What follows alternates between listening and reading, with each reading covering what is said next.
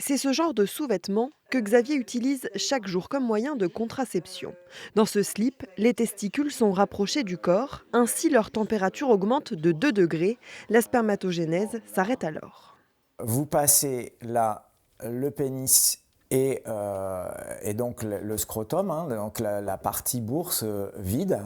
Et en fait, il faut que les testicules remontent. Donc elles vont remonter dans le canal inguinal. Donc elles vont être à l'intérieur et on va les trouver à peu près à ce niveau-là. Au bout de 3 mois d'utilisation à raison d'au moins 15 heures par jour, les résultats sont bluffants.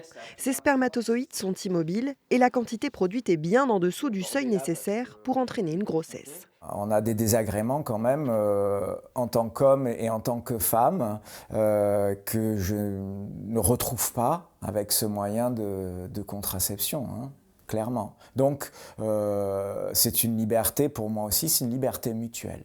Une liberté que Xavier s'est offerte il y a 3 ans lorsqu'il a décidé de partager la charge de la contraception avec sa compagne. Il a alors dû se lancer dans la couture car cette méthode est introuvable dans le commerce. En réalité, c'est des démarches qui sont assez autodidactes en fait, hein.